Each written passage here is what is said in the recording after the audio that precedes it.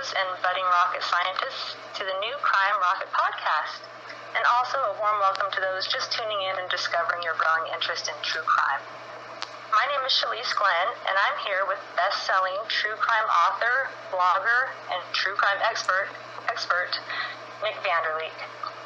Nick is the author behind the wild popular blogs on crimerocket.com and crimerocket2.com, and also hosts an active true crime rocket science group on Facebook.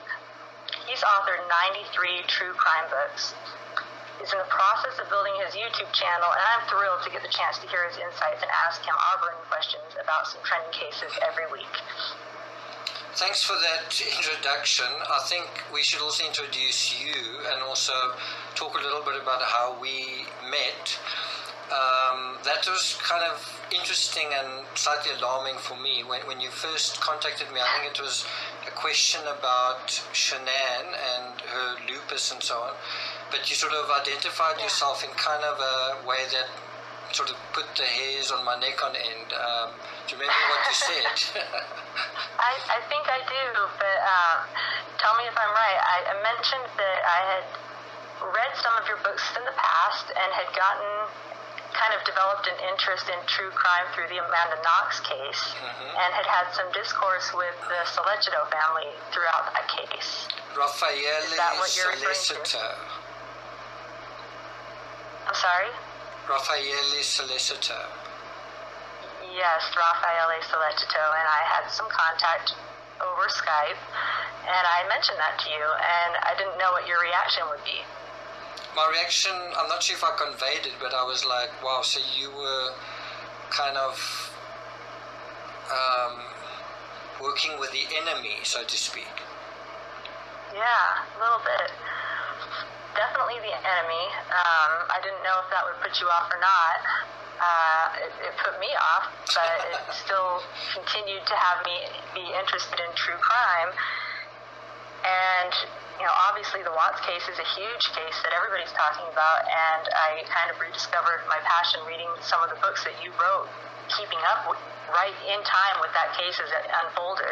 And that was an amazing experience, so I wanted to reach out and see if I could get some clarity on some thoughts I had about that case. And from my end, you were very, very welcoming, and you responded with very thought-provoking insight. And from my end, from that, kind of grew a little bit of a conversation that we had where we became really good friends. And I explained, no, I'm not a Sollecito supporter, but yes, I did have some interaction with him during the end of his trial.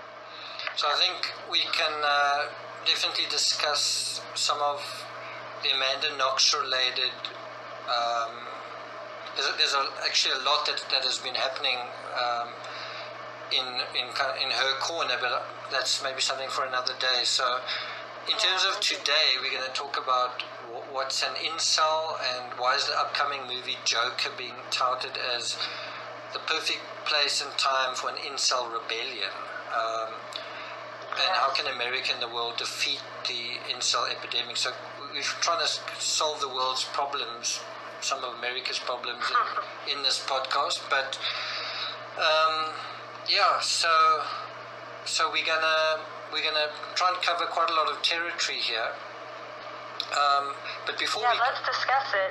It's worth. I'm sorry to interrupt you. I just wanted to state it's worth noting. My home base for a very long time was in Washington D.C. So I've got some contacts there, and it sounds to me as though the FBI is anticipating that the opening weekend of this movie might be a trigger for lots of the incels in the world. So it's a timely topic, and probably one that we can really get a lot of mileage from, because it's not something that looks like it's going to go away anytime soon. It seems like it's definitely worth playing for. I think so. Let's do it.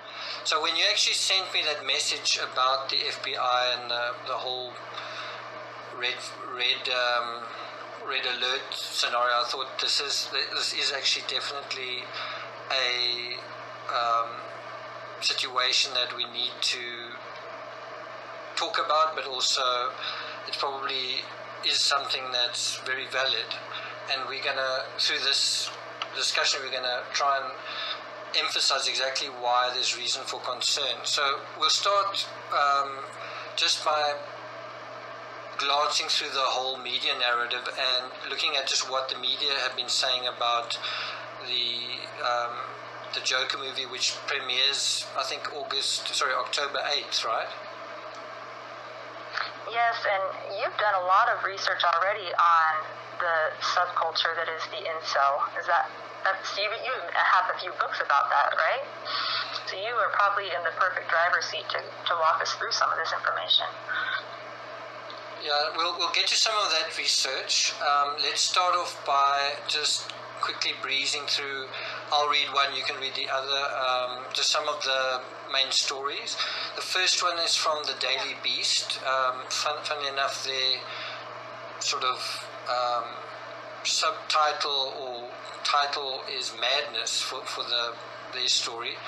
Under Madness in red they have the words forget Joker, the most terrifying incel horror film is Cuck. And then they talk about so now this film is premiering 4 days before, and it actually dramatizes an internet radicalized, sexually frustrated white nationalist descent into violence. Now, that cuts really close to home. I mean, that sort of thing is happening right now in America right now. You know, some of the mass shootings that are happening. If we just go slightly below the date of that article, which is the 14th of September, literally just 3 days ago, just the first couple of words of the article is Joker is on its way to educate moviegoers about how disaffected young men are driven to lives of violent crime. And so the Joker is literally a movie about disaffection, alienated people who are sort of cast out by society, the rejects, the losers, the bungled and the botched, and then how they make a decision that they're going to kind of laugh at the world, but in a maniacal way, in like a crazy way. And now you don't just have the movie Joker coming out, you've got this other movie as well. And I think this is kind of an important point. I don't think Joker or Cuck kind of anticipated the mass shootings that happened while they were sort of in production. I don't think they realized. Yeah, there's no way they could. Yeah. Okay, so the next one? The next one is one you have linked from CBR.com, and it's got a great title, and it's kind of a scary title because, you know, it's going to get a lot of traction with a title like this. Why Joker is sparking a backlash over its portrayal of incel violence. So, we've had a lot of movies coming out about clowns. Joker is a well-known superhero character, you know, from the beginning of years ago. But in this film, I think the backlash is coming because they are presenting him as a sympathetic figure. And critics are expressing concern that sympathetic portrayal might inspire real violence with people who maybe do or don't identify as incels, kind of feeling a kindred spirit with this character. So the movie is under a little bit of fire for going that route with it and making Joker as not only just a madman, but as a sad backstory madman, if you know what I mean. So that is a concern. I think that the FBI are taking that view of the sympathetic Joker as a large concern if they're considering issuing a code red for the weekend that the movie comes out. I think they might be seeing already in the web that people are identifying with this character. So, while you were talking, I was just looking at that image that CBR have used, and we all know what the Joker looks like. He's sort of got a very pale face. His eyes are sort of smudged makeup or sort of teary, but it's sort of almost like he's got two blue eyes or blackened eyes. But the iconic thing is you have this sort of exaggerated smile on a face, but actually he's not smiling. And it's sort of like an involuntary smile, but he's not actually smiling. So it's sort of this crazy, it's almost like a schizophrenia between what you see and what you're getting. You're seeing a smile, you're seeing a clown, but you're actually getting something that's much darker. It is the absolute definition of a mask to hide what's inside. So I think one of the reasons why this whole, this criminal clown, but like in a absolutely diabolical way. It's not just one guy. It's kind of like a mass. It's like a mass. I wouldn't even call it like a mass shooting. It's like a mass epidemic of sort of sadistic violence. It's not just a single incident. It's a episode which becomes a saga, and then he becomes like a supervillain, and he has a long life. He doesn't commit one crime and then disappear. And so the sort of modus operandi of the Joker is anarchy. He wants to show the world that the world is rigged to blow, just like he is. He's trying to show the world that criminality is haunting the shadows, and it's sort of this like a tsunami that can't be held back. And the scary part is there definitely is an aspect to that's true, and I think we all know that's why the Joker is such a strong character. But just to get to the end of that article, CBR talks about Batman's arch enemy might inspire real violence, and some reviews citing a parallel between the motivations of Joaquin Phoenix's Arthur Fleck and those of the real world. Now, if we just think of the Joker in The Dark Knight, the character, the real person who played the Joker is dead. Heath Ledger, who that's true, totally kind of embodied didn't he win an Oscar posthumously? He did, and it's been cited in several mainstream media articles that he so embodied that character that it plunged him into a deep depression that he just ultimately could not get out of. And I think that shows in a visceral and terrifying way just what a terrifying persona we're talking about. It's not just kind of a comic book fiction. It is something that can take hold of you. I know when I was in high school I read a lot of Stephen King books, and I eventually had to just stop because I was going down a very dark psychology. Everything was very dark, and I think the same can happen with this. People aren't careful about. I think the FBI agrees with you, and in order for them to even consider posting a code red security alert in America, in my mind, would mean that they've seen something on the internet, or they have some kind of cause for believing that weekend is going to be a dangerous weekend for these types of people that relate to the world this way. And it's interesting that you mentioned Heath Ledger, because Joaquin Phoenix is also described plunging into a terrible depression after playing this character. So, he also is embodying it, and he's kind of getting polarizing reviews too.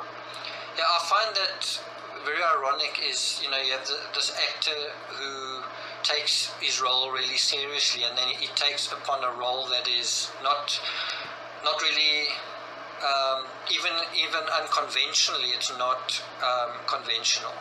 It's very extreme, and then he takes on this role, and then he has such a life-changing experience that it actually starts to almost grab a hold of him. I know when I watched some of the footage of the making of, he said that his interpretation of this character was that he was physically not strong, and physically frail, and physically thin, and so not any kind of physical threat to anyone else, so almost like the opposite of Batman. So not what anybody would consider a Chad, right? Absolutely, That's what incels call men who are able to attract women. They call those able-bodied men. Yeah. That's a great point. So definitely the opposite of what an incel would consider a Chad.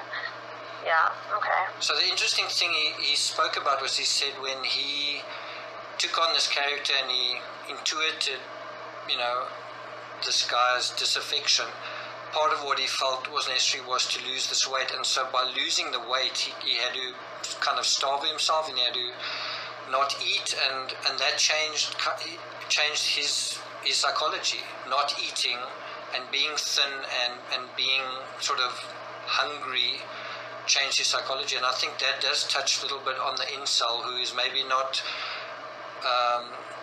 physically not nourished. They are not nourished socially. They're not nourished. I don't think they eat very well anyway. I don't think they're very healthy anyway. But I'm just saying that psychology does start to nudge that, where you becoming, everything's in your mind and your body's deteriorating. Your body's almost dying, and then it takes over you. So Well, can I ask you, just for any listeners who aren't super familiar with the term incel, before we move on to the next article, what would your, I guess, quick definition of what an incel is be?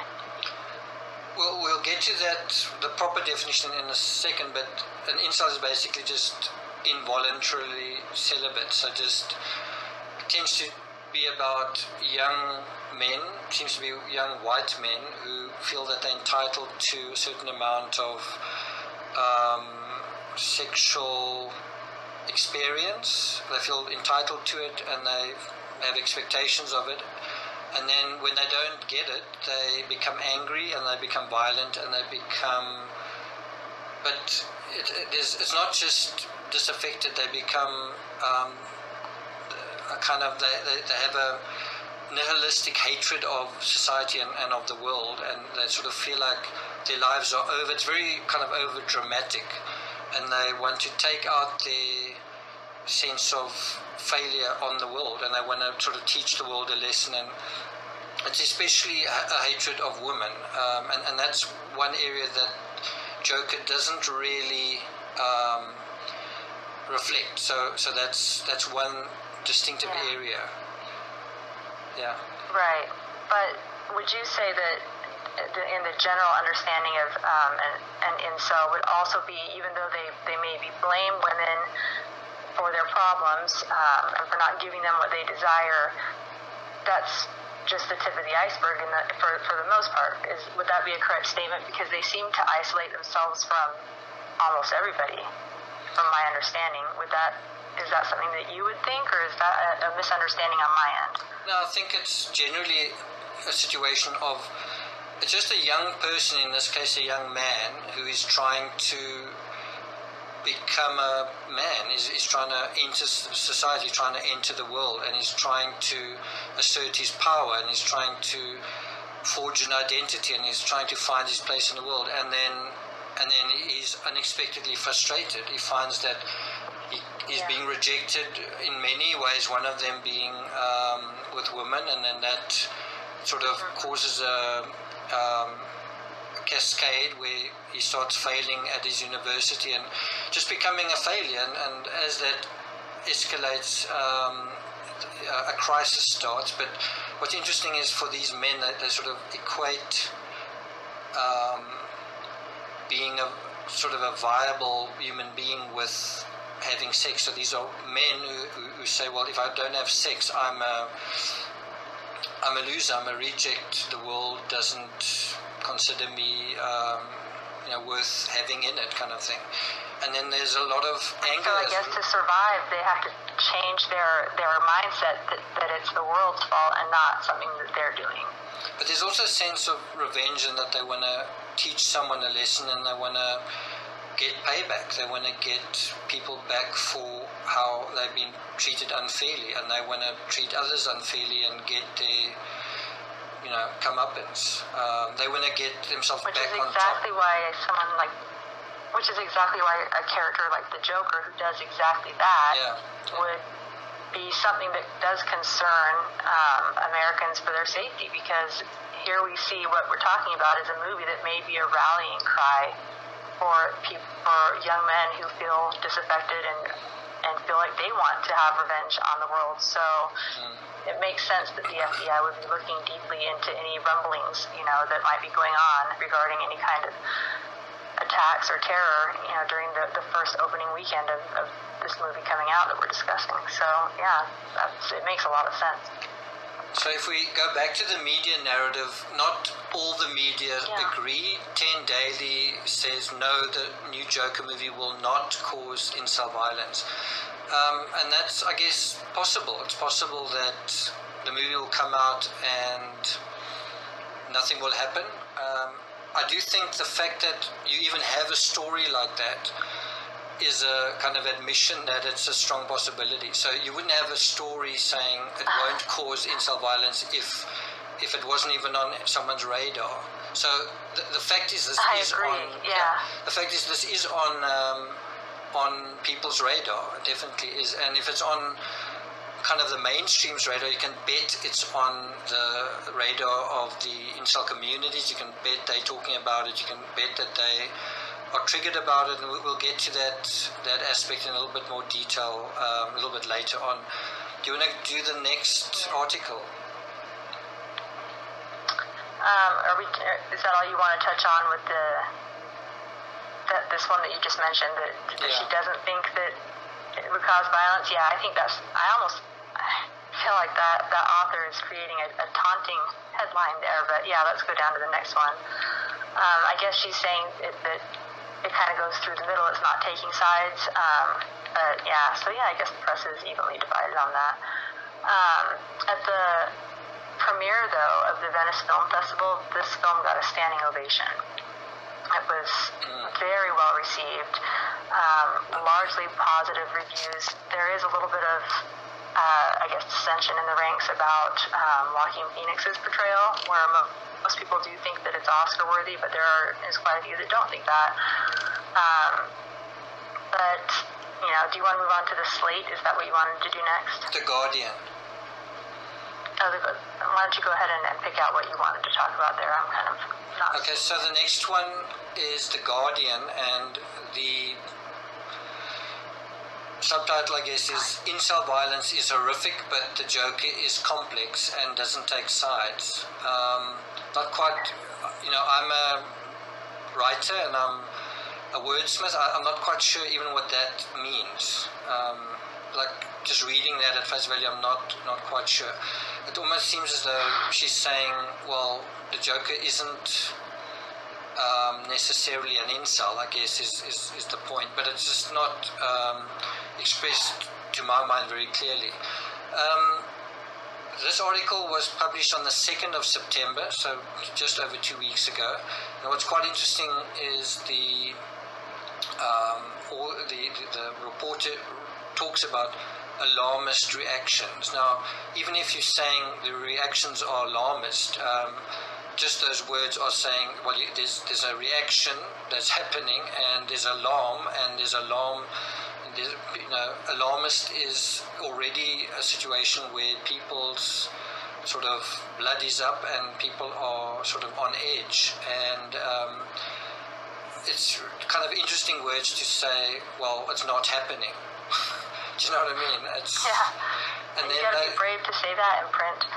Yeah, and then she carries on saying it's a right-wing film starring Joaquin Phoenix as a needy, dangerous wannabe star comic, and then it's overlooking its subtler points. I also think an article like this is overlooking the subtler points. I think this article is overlooking the reality of what's going on.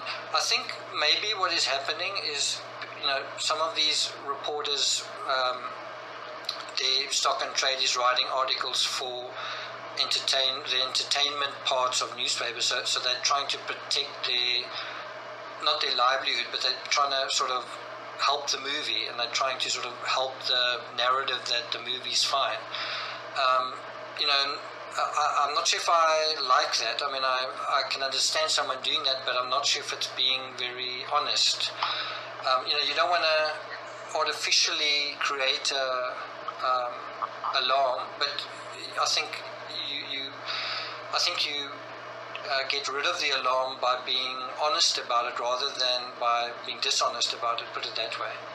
Yeah, it sounds a little bit like sweeping it under the rug, and which is exactly the opposite of what happens whenever some kind of mass attack happens. People want to know if they missed red flags or anything that could have been a trigger. Now people are talking about a movie as a possible trigger in order to make money. Journalists are willing to say, that's not the case here, move on. I mean, I think that raises a very interesting question, is whenever there's a mass shooting, how does the media respond? And this was something I dealt with in my book Incel, Cause and Effect, and I also dealt with it in Slaughter. It's just so a mass shooting happens, and then what happens? And then typically what happens is kind of a lot of shouting that just doesn't get us anywhere. And the thing that no one ever really talks about in a useful way is motive. And it ends up just sort of being almost like a slight nod to maybe there was some mental illness, maybe this, maybe that, and then another one happens, and it just repeats and repeats, and you don't really have a journalist who sort of puts his hand up and he says, okay, let's do our due diligence to this. Let's talk about motive. Right. Everyone seems to say, well, we don't know motive. Okay, next. And then why did this happen? Next. Why did this happen? Next. We don't know what the motive is. Next. And when you have mass shooters like Stephen Paddock and Adam Lanza and Connor Betts, and people say, well, we don't know why. When are we going to know why? And I just find that kind of unacceptable. Exactly. Yeah. Yeah, and the media wants to have those discussions after the fact, but in this particular instance, when there's a movie to sell, they don't want to be alarmist, they don't want to take sides. This is just a movie, which is a whole completely different podcast. How much responsibility does Hollywood have, when they're making movies to worry about the outcomes? But that's a whole, that may be a whole different conversation. Look, if you look at a movie like Joke and the coverage of it, and we're going to go into this article in a moment, you can see that the media have the capability to watch a film about a maniac and then analyze it and say, well, this is what's going on with this guy, this is his motive, this is who he is, this is this guy's identity. So if you can do it about a fictional thing, entertainment, why can't you do it with a real person? That's just, it's ludicrous. It's a ludicrous scenario. Yeah, I agree. Okay, so do you want to take us through the rest of that article? Yeah. The rest of that article, we've touched on it a little bit, but I think they're trying to distance the Joker from the incels by, stating that Joaquin Phoenix's character, Arthur Fleck, who becomes the Joker, is in every sense a loser, has low self-esteem, and, in most aspects probably would be an incel. But they then kind of back off from that by, saying that romance and sex or lack of these things is not a major factor in the Joker's move toward violence. So they're wanting to be kind of clean cut with the fact that incels typically are looking, to get women, and when they don't get women, they maybe want to have revenge on the Chads of the world who are successful, but that's not the Joker. I don't know that you have to tick off every single box in order to trigger one person. So I think, having those headlines that there's no reason to worry might be a little bit misleading in this case. What do you think? Does seem to be somewhat misleading. Do you know, if you go a little bit higher in that article, they talk about the points of contention, or that the origin story panders to incel culture or involuntary celibates, men who see themselves as losers, and women who don't want to sleep with them. And then it even references the Isla Vista murders in 2014, and doesn't actually mention Elliot Rodger, but we know Elliot Rodger was the sort of poster boy for incels. And do you think they purposely don't mention his name to give him no more credit? I do think that's done on purpose. And that raises a very, very concerning aspect, and that is, we already have a precedent for incels kind of taking the lead from someone else, basically. In the case of Elliot Rodger, what he did was he sort of set some kind of sick benchmark for how to kind of go on a rampage, like go on a sort of a suicidal rampage and just, take people out. I mean, he started off knifing people in his apartment, and all of this was according to a long premeditated plan. He wrote a long manifesto about it. It was all carefully thought out, and he knew exactly what he wanted to do, and he was determined to do it. In fact, he couldn't wait to do it. And so he had that kind of knife slaughter where he killed three guys in his apartment. Then he went out to the sorority house, shot people there, and then he got in his car, and the rampage continued. And his plan was to, which he mentioned in his manifesto, that he wanted, almost like a computer game, he wanted to drive his car. He had like a black BMW coupe. This is a 22-year-old guy, a student. He wanted to drive his car into people, and he used the word splatter. Yeah, he wanted to take out anybody he could. Yeah, and then he said, those I don't splatter, I'll shoot, and so on and so on. And you know, when you go through that narrative, and that's what I cover in the book, it's incredible how many people he just missed or hit. He rode over, I think, at least 2 cyclists. Some of them flew through the air many feet. But anyway, the point being, a lot of incels were kind of treated Elliot Rodger as a hero, and they yes, they still do. Yes. Yeah, and that dude in Canada posted on Facebook, the Incel revolution has begun, and like, all hail Elliot Rodger. The point is, the supreme gentleman. Yeah, and so the point is, you're having a situation where these disaffected young men look at other disaffected men who are sort of the worst, and they look at them as inspiration to also do what they want to do. You know, they're tempted to do something, and they're just looking for someone to guide them, I guess, and someone to inspire them, and that's the danger of the Joker. That's the danger of seeing these diabolical schemes, and how effectively people are terrorized by this, and that's exactly what they want. You know, when Elliot Rodger was doing what he was doing, witnesses said he was smiling. Witnesses said that he spoke to people and then shot at them, and he was sort of giving a sadistic smile. He was enjoying himself. It was what he wanted to do, and so in a weird way, you have him almost as a joke. You have this guy literally smiling while he's shooting and getting this. Duping delight doesn't really address it. It's kind of a sadistic, maniacal, crazy pleasure out of, you know, hurting other people.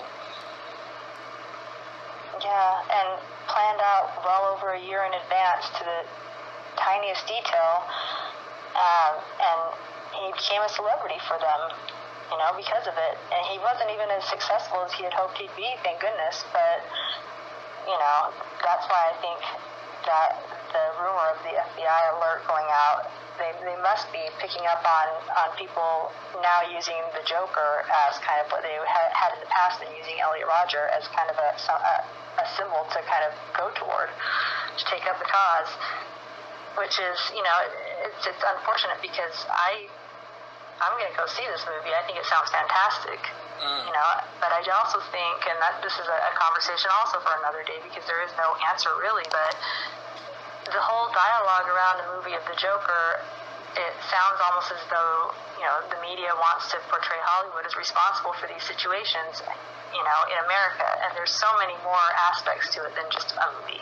I think you said it really succinctly to me before, that if someone wants to do something, anyone is capable of doing it. They just have to have the right triggers and the right kind of mishmash of ingredients going in to make them who they are, that they would be able to do something like that. So, you know, I don't know how right it is to, you know, portray a movie as responsible for something that someone chooses to do later, but it definitely could be a trigger. And so some of these articles that we're looking at, to me, seem to be a little bit misleading, and I agree with you in the fact that they should be more open. That might this be a trigger? Yes. I think the time has passed where we can sort of brush it off and say violent computer games are irrelevant. I think we passed the point where we can say gratuitously violent movies like the kind that Quentin Tarantino makes are irrelevant. I'm aware of those arguments that Japan also has violent computer games, but they've got virtually no mass murders. But the world is actually changing. The world's becoming a very tribal, populist place, and that needs to be moderated. And so these kind of ultra-violent things aren't helping. And the internet's also worsening our ability to have social bonds and proper social relationships and appropriate reactions to things, and we're losing all of that glue that used to hold us together, and everything's becoming more extreme. I mean, just people wearing tattoos, it used to be sailors and prostitutes, now everyone's got a tattoo. The fabric of society is changing, and we need to kind of acknowledge that, and also be aware of it. If you just look at the comic book movies and the way Batman has gotten darker and darker and darker, now they're also going to make Superman darker. You've kind of got to ask, where does that end? And I'm not sure if it's a happy ending. I think somewhere along the line, storytellers need to turn the story back and try and make things lighter. I don't mean lighter just, like make Lion King movies. I mean, tell dark stories, but try and find a affirmation in the darkness. Be authentic about it. If we look at this reviewer's appraisal of the Joker, she talks about romance and sex, or even the lack of it, is not a major factor in the Joker's move towards violence. Well, it is.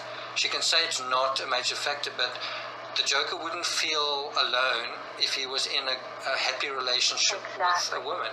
He wouldn't feel that he needed to be seen and loved if a woman was having a good relationship with him. So in other words, it's not just it's part of what sort of expels these individuals into society is often they attracted to someone and they think something's going on, and then when they have a reality check and they realize, wow, dude, you're alone, you are not in the game, and then there's that anger. When they have the feeling that they are someone appreciates them and someone listens to them, that is kind of a glue holding them from destructive behavior. So as soon as they realize, for example, with Connor Betts, he was in a not sure if it was a relationship, but he was in a situation with, I think, a woman who was engaged. So he was just naturally on the outs with her, and then he sort of, I guess he woke up and realized. Yeah, he was kind of her backup plan. Yeah, then I think he sort of realized, okay, so I'm just sort of the third wheel here, or the fifth wheel, and that's not a very nice feeling to get. You sort of feel like you're part of things, and then you realize you're not. Somebody calls, pick up the phone. Okay, I'm gonna drop you, and I'm gonna go back to my life, kind of thing. Interestingly, this writer mentions the word that it's still very incel-esque to want to be seen and loved. And that's really the kernel of the kind of the similarity between the Joker and the incels. Is it's not so much the need to be seen and loved, it's the realization that you're not, and what do you do with that. And what is happening is people don't know what to do with this horrible feeling. You must remember, in a society where you've got social media and where you can see at a glance someone's social influence. At a glance you can look at someone's Instagram or Twitter or Facebook and see, oh well, wow, they don't really have that much social credibility or whatever, or compared to me or whatever it is. And then what does that person who's rejected do with that? We don't really have those answers today. That's a double-edged sword. It's a double-edged sword because, a lot of social media is so not true. It's not showing people's true lives on there. So, it is a double-edged sword because you could have a disaffected youth thinking they're unpopular, they don't have this many followers. While the person who has that many followers, I'm wondering how many of them are actual friends. So it's just such an intriguing conversation to have. Well, just think about just the very nature of social media. You have an avatar, you do your bullshit on social media, and it's kind of like the Joker's face. You know, it's paler than it really is. It's got this big smile on it. It's kind of fake, and how you really feel isn't always being conveyed. It's sort of hidden behind the mask of social media. And you know, social media, in a way, just as they say in this particular report, finding a more insidious route to fame. You know, a lot of people do use social media that way. They, you know, I think there was a story not that long ago where on Instagram a girl took a photo of herself saying she was going on a hike, and then her sister said, no, that's actually the back garden. You might say that that's not a bad thing, but it's the beginning of dishonesty. It's the beginning of using, you know, using visuals in a way that's a bit misleading. But anyway, let's get back to the media narrative. Do you want to take the next one? Oh, sorry, you caught me scrolling down a little bit. I do see the directors are trying to back away from politicizing this movie, and that makes sense for a bottom line. You know, they have to do the public relations, because clearly there's a little bit of pandemonium going on about the release of this movie, and there's damage control and spin happening in all of these articles that we've read. So I think that the movie is definitely a political statement. I don't see how it... Hello, are you there?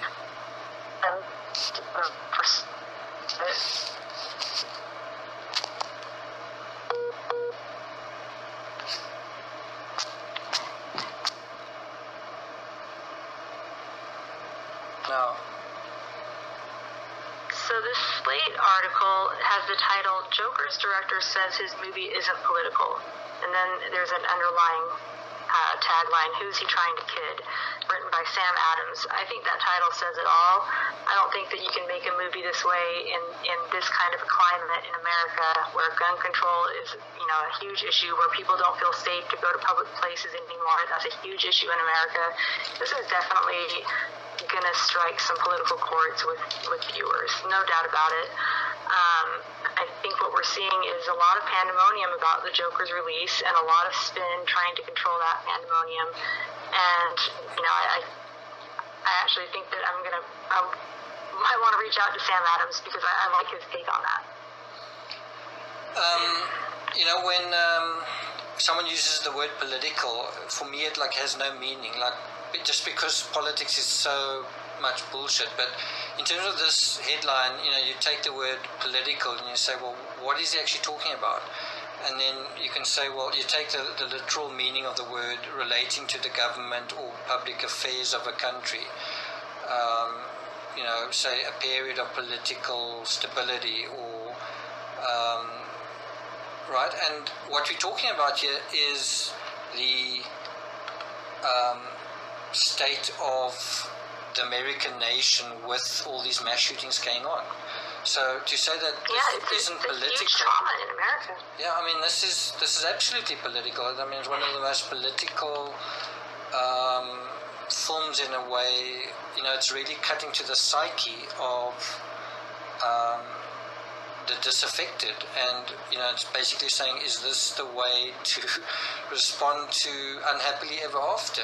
And that's you know, if Joker's the wrong story on that, then the question is, what's the right story? So if you're disaffected and rejected, where's the movie that talks about that?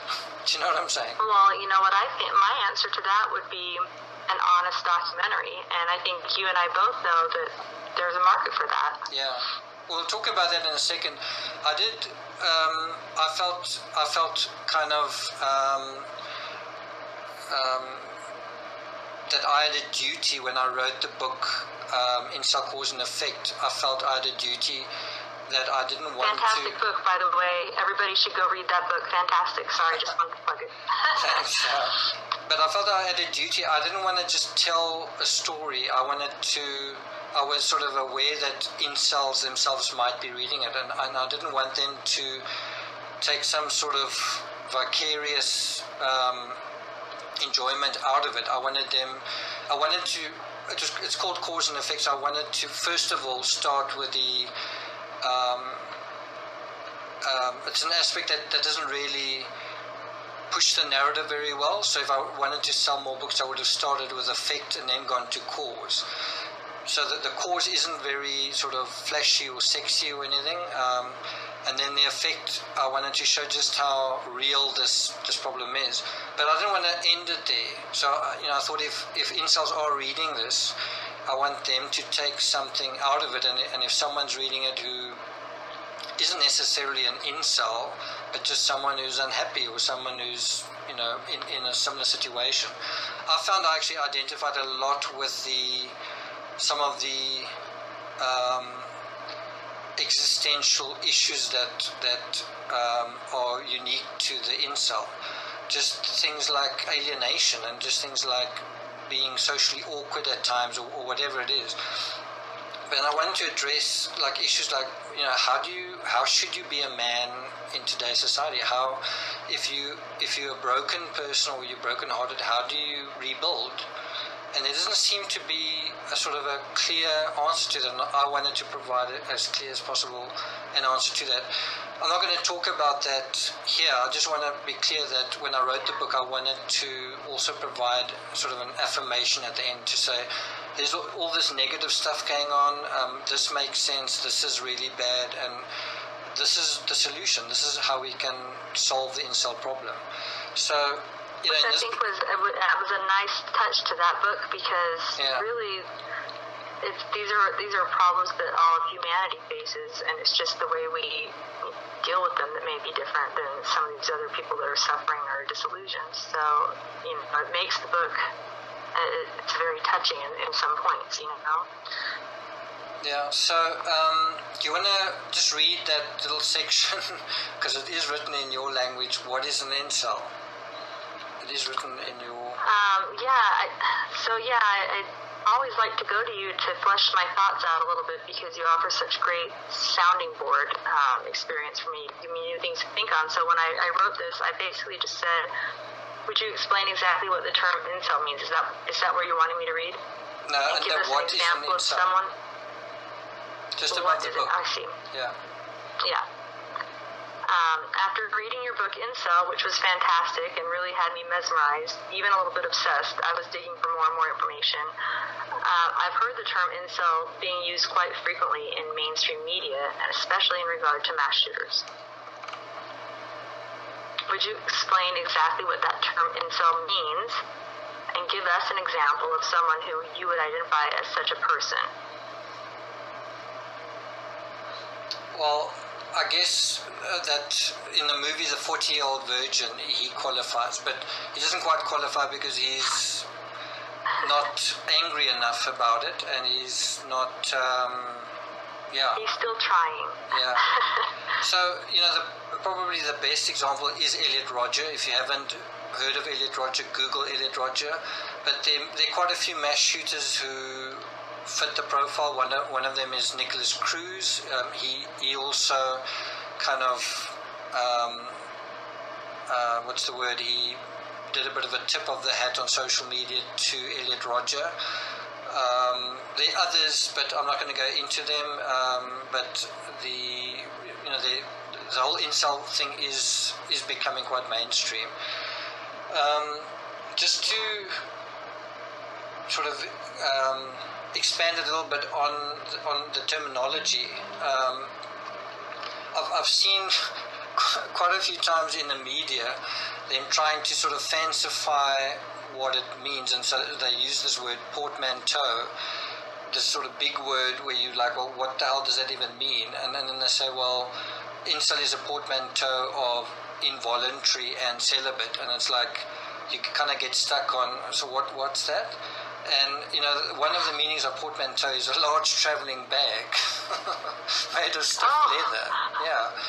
And then the other meaning is a word blending the sounds of two others, so, but completely different. It's just totally unnecessary to put it that way. Incel, involuntary celibate in brackets, that's what it is. It does seem to be a rising phenomenon. Do you want to read that section below portmanteau? Sure. Yeah, I asked you about it. I said, this seems to be a rising phenomenon, as you accurately predicted some time ago. And then I was given information through friends of mine in Washington, D.C. that there were fears regarding an imminent Incel riot due to this movie, The Joker, coming out on October 4th. And there's widespread fears the opening weekend for that movie will be a dangerous time in America, and the danger alert level could be at code red at that point. I wondered what you thought about hearing that information coming from me sitting here in America, and if it's true, what does that say about our society, and how might we proceed and get past this? My first thought when you mentioned it was it kind of resonated. I sort of intuitively thought, shit, that is, I can see that. So that was my first thought. Then the next thing I did was I Googled Joker Incel, and I was pretty shocked just to see how many stories were kind of in the mainstream talking about this potential situation, to put it mildly.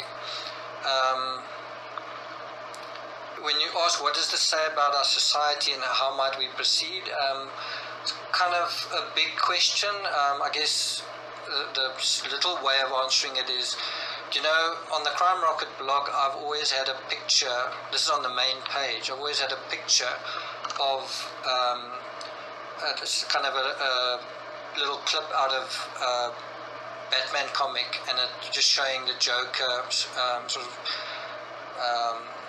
kind of limping out of a situation and then starting to laugh. It's almost like that where the caveman turns into a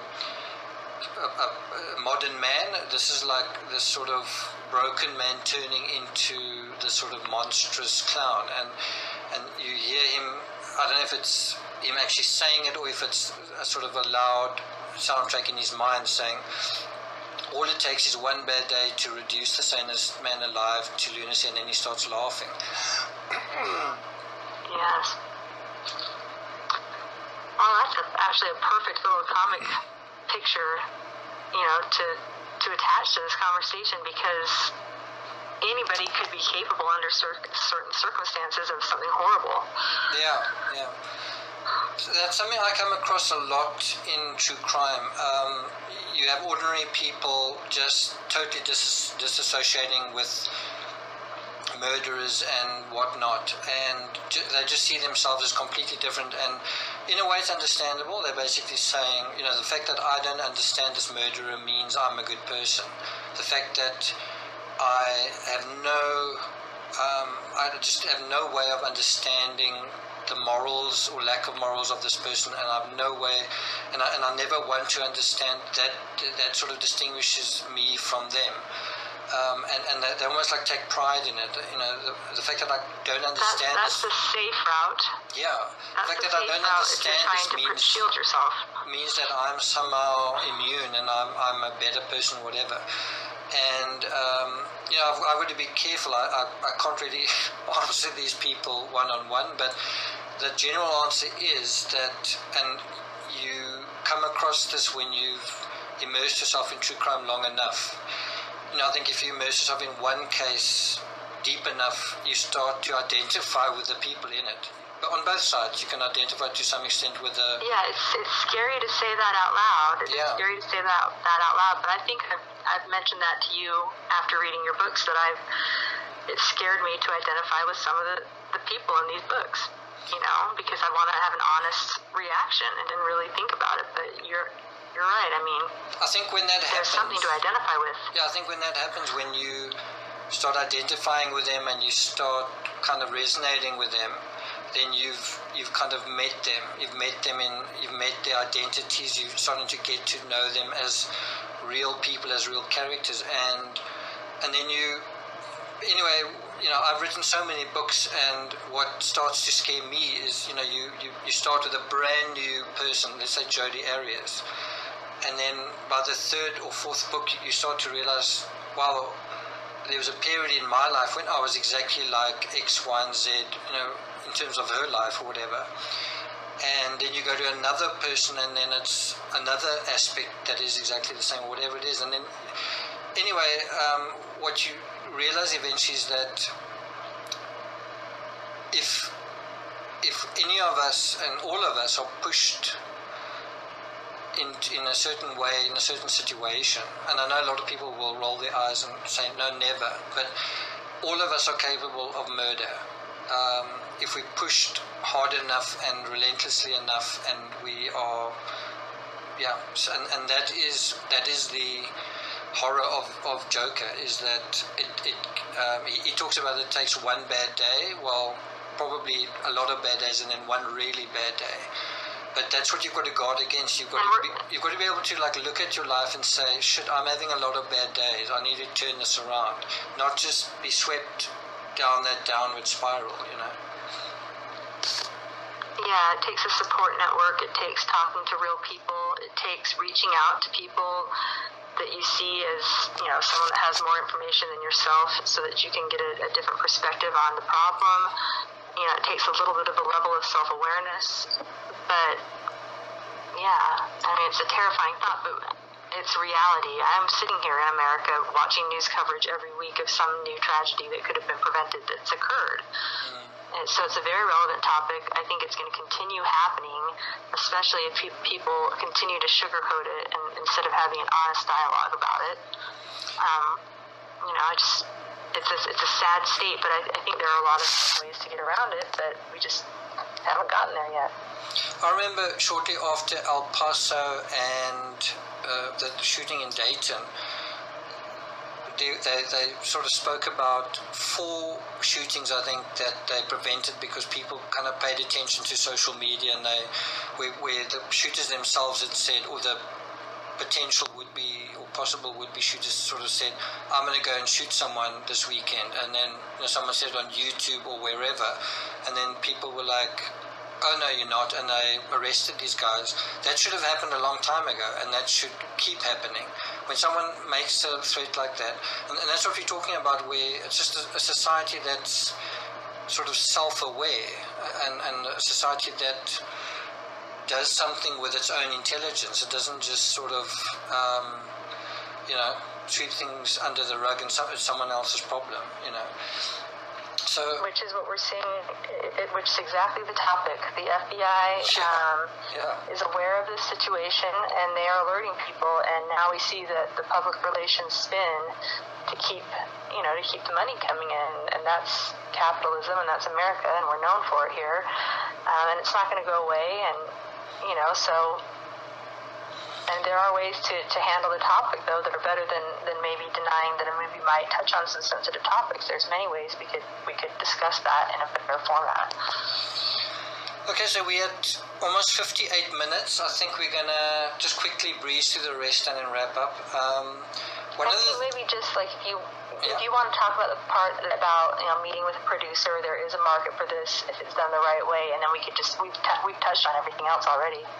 I just want to go through the domestic terrorism. You know, when I wrote Slaughter, I dealt with the Boston bombers and the way the Tsarnaev brothers sort of radicalized themselves in America, but via the internet, and that was terrifying in itself. And then, you know, when I wrote the book on incels, it was even more terrifying that these incels were radicalizing themselves, but that they're not Chechens, they're Americans, you know, and they're just Americans who are agreeing how fucked up they are and how fucked up their version of their country is and how they want to get payback, and so it's like self-radicalizing, and the result of that is, you know, one of the sort of rules of the forums of incels is if someone says something positive, they get thrown out. If someone says something affirmative, like things aren't that bad, they get thrown out of the forum. You in the forum to say they don't want to hear that. They want an echo chamber. You in the forum to say how horrible your life is and how there's no hope. And anyone who talks about, well, there is hope and there is a rainbow and a yellow brick road, they get turfed out of the forum. And so it's a race to the bottom. The guy who's the most pessimistic isn't even the word, sadistic and whatever. In other words, the jokers of those forum are the heroes, kind of thing. So exactly. Yeah, it's so bad. All right, so let's go through. You've linked to quite a few articles here. I'm going to let you kind of drive, and I'll just kind of agree and. Okay, we're going to go through this really quickly. Domestic terrorism, a growing threat in America. Well, this is what the media says. In October 2017, Gallup did a poll, and in the poll it said 4 in 10 Americans fear being a victim of a mass shooting. It's almost 50%. Then I believe that 100%. Yeah. Then in September 10th, this is literally a week ago, the same Gallup poll said nearly half in US fear being a victim of mass shooting. Look at some of the other headlines from BuzzFeed News. This is August the 4th, 2019. I don't feel safe anywhere. People express a new kind of anxiety living in America after the El Paso and Dayton mass shootings. I think that psychology is in people's minds. You know, this happened in August and now the movie's coming out in October. I think that's why it's so sort of present, you know? Yeah. Very timely for that movie to come out. Then on August 7th, also on BuzzFeed, opinion, our mass shooting culture makes me constantly worry when I'm in a public place. Then on Vox, don't let the mass shooters win. This is published on September 6th. Mass shootings are a serious problem, but we shouldn't let fear of them take over our lives. I don't know if I appreciate this particular article because it's kind of just like pleading, I don't know, it's kind of just like pleading with no sort of spine. And what I mean is, so it's a serious problem, don't let the fear take over your life. Well, this movie is exactly about that. And I don't think the answer is to say, you know what, I'm not going to let this fear, so I'm going to go and watch the movie anyway. I'm not saying you shouldn't go and watch the movie anyway. I'm saying if you go and watch the movie, be vigilant. Don't be sort of naive. I'm not saying go into the movie wearing body armor. There was a time and a place in America for saying don't let this affect you, and that was, at post 9/11 when we had the first huge terrorist attack on our soil. That was kind of the rallying cry. Don't let terrorists stop you from enjoying your life and doing the things you normally do. But when you start to see it in the news, like you just pointed out, we just went through many articles, it just keeps happening. Then it becomes a valid concern. It's not a one-off situation. And Absolutely. Telling someone to maybe rub a little dirt on their anxiety and just go out and live their life is not the solution here at all either. So that article doesn't resonate very strongly with me either. Okay, and then August 5th, Associated Press, life in public shooting era, America, you can't just not go. Now, I mean, just that headline, life in public shooting era, America, I mean, that just says it all, that this is the era we're in. It's like every weekend it does, I think there are quite a lot of mass shootings that aren't reported, but over the weekend you tend to get the big ones, the double figures and so on. And anyway, and then this writer says, you can't just not go. You can just not go. I mean, I think a case can be made, and I'm sorry for the producers of the film, and I'm sorry for the actors, but you can miss the opening weekend and go on not the opening weekend, you can miss the premiere and you can go on maybe the Sunday or the Monday or something like that. Or you can wait to stream it at your home. Yeah, but what I'm saying is, the fact that this is actually being spoken about, like people are trying to minimize it, but by actually speaking about it, they are not legitimizing it, but they are kind of acknowledging it, Yeah, it's kind of an interesting thing happening. And then the next one is from The Trace, and it says, mass shootings are destroying our sense of public space, and that's from August 4th. And that's quite an interesting topic, is that gun rampages do more than kill and injure. It damages Americans' communal life, and that is that creates scars and tears in the fabric of society. And the reality is, mass shooting or not, there's scars and tears in the fabric of society anyway. And it shouldn't take a mass shooting to know that they're there and acknowledge them, not just in society, in us as well, in individuals that become mass shooters. So who are these individuals? Why are they so disaffected? What is happening in society that's making people feel so alienated, not just alienated, but incredibly angry and hurt and brokenhearted? And a lot of these mass shooters commit suicide. They are desperate not to live, but they're also desperate to inflict pain that they feel that they've been, that's been inflicted on them. And then the last one, to do with psychology and psychiatry. This is from a little bit earlier, November 2018. Fear of public places after mass shootings, tips to overcome anxiety. Go and watch the Joker movie. Helpful response. Eh? Go and watch the Joker movie and sort of voyeur out of reality by watching that. Yeah. Well, I had asked you, when we started talking about this topic, is this the first time this has happened where we've had this kind of anxiety around movies or something that Hollywood has produced for us? And no, this is not the first time that it's happened. We saw that with the movie Natural Born Killers back in the day. I don't know how long that was, 20, almost 30 years ago. There was, I think, 8 killings related directly to that movie. So we have seen it. We know that there was a shooting in Aurora, in a movie theater. So, and I think this is the first time. What's definitely worth mentioning with that, and I covered James Holmes in Slaughter. So that's literally where James Holmes, some people call it the Aurora cinema shooting or the Dark Knight shooting. And that was literally where James Holmes kind of seemed to sort of take on the persona of Joker. Literally, his hair was orange, like a shocking orange, and then he went into the back door of the cinema. It was the premiere of The Dark Knight, and he fired at the cinema goers, and I mean that is a kind of a carbon, that is a blueprint for what people are afraid of with this particular scenario is a Joker movie and something happening related to that, Right, now we can say it wouldn't be the first time.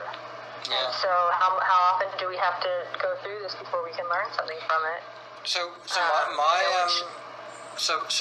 if you have to say, well, so what's your advice as true crime rocket science to the situation? My advice would be the biggest area where you want to have heightened security is at the cinema. So you want to preferably have people walk through kind of a metal scanner if you can.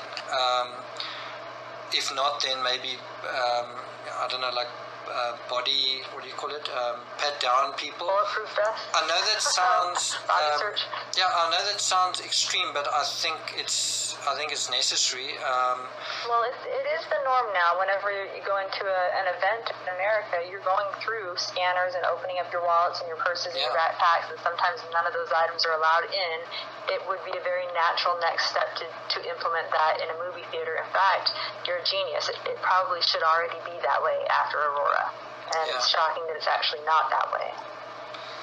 My question is, if you have something like that and someone's carrying a gun, can you tell them they can't? I mean, can you do that? Can you kill that person if you're a guard? Or No. What do you mean? Someone wants to go and watch a movie and he's carrying a personal weapon which is authorized to carry. Can you ask him, can you disarm him? I don't think you can. All you're going to know is that he is carrying a weapon. Obviously, if he's carrying if he has a permit for a concealed weapon, you can take it from I'm just saying that presents another problem, which is that it goes into the broader discussion. Yeah, gun control, mental health, what kind of a role Hollywood plays with all of this. It's all part of the broader discussion. Okay, so we you've had been about tapping away at for quite some time. okay, we had about 1 hour 10 minutes. We really need to wrap up. We have. Why don't you go ahead and wrap it? Are you going to edit this up a bit? No. I think it needs to be edited up a bit. No, exactly No, what you're hearing okay. is going to be in the thing. So Okay. we did have discussions with a New York-based Emmy award-winning producer about the book on incels, and he was actually very receptive. In fact, he knew all about Elliot Rodger. I think he'd done some work. He'd done some documentary work on incels. He was sort of aware of it, and he was very kind of gung-ho about it. He did want a lot of well, we won't go into that just yet, but I mean, you remember we spoke to him, and he was very much on the page. He wanted, he could see this being picked up and kind of snapped up. Yes, he was very enthusiastic, and I have no doubt that we may get a chance to work with that producer at some point. But it was really fun to see. Fun being a strange word, but it was fun to see him get so enthusiastic about the ideas presented in your books, and how we could get that out to a broader audience, because it is so relevant. And people are still, as we see just in some of these articles we went through today, people are still wanting to dodge the hard questions. So I think he saw an opportunity. I think, there's huge opportunities here. Okay, so the antidote we're not going to talk about in this episode. That's actually a fascinating story on its own, which we'll deal with. Let's see how much interest there is in this particular episode. And if you, the listener, you want to come up with some kind of a parting line for the listener. Are you still rolling? So anyway, so the end of it will be the end of this episode is really just, I just want to touch on the song by the Cars, where they say, who's going to pay attention to your dreams, and who's going to plug their ears when you scream. And I just thought that's quite a strong, it really touches on the plight of the incel, and people don't really want to do that. People don't want to acknowledge these people as people, and that's really part of the problem, because it becomes part of the problem for everybody as well. In other words, whether you're an incel or not, whether you're a monster or not, whether you're a criminal or not, it's still about, as an individual, who you kind of ask yourself, when maybe you've broken up with someone, or things aren't going well in your life, and you ask yourself the rhetorical question, who's going to pay attention to your dreams? What's the answer? And what if it's nobody? And what if there's just sort of a space after that question? And what if it's somebody that is not, someone's there, but they're not paying attention? And then the next section, who's going to plug their ears when you scream? So, who's going to run away when you are sort of at the end of your tether, kind of thing.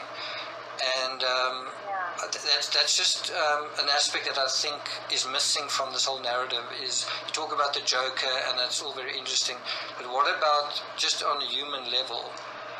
Who's paying attention to you? Who's your glue? Are you glued to someone else? And what's worrying me as an author who's covering a lot of these cases, and who's looking at social media as a blight on society increasingly, the glue that is holding our whole world together is starting to kind of melt, and we kind of need something that is going to re-glue us. We need something that is going to, in the trailer of the Joker, he says, all I have are negative thoughts. How does one undo that? And that's really what we need to address, and hopefully we will do that in the next episode. Yeah, I look forward to it. This has been a good discussion. I hope that people got a lot out of it. I know I did. Thank you for doing this for us. Okay, and so that was True Crime Rocket Science. If you want to follow the channel, please subscribe, hit the bell leave a comment. Have a look at crimerocket.com, and you're welcome to check the books that I've put up on the Incels. One is Incel Cause and Effect. There's another one on Connor Betts called Motive Connor Betts. There's another one, Slaughter, and then there are many series on various true crime cases. Thanks for listening, and we'll be back for more later on. Yep, thank you, Nick.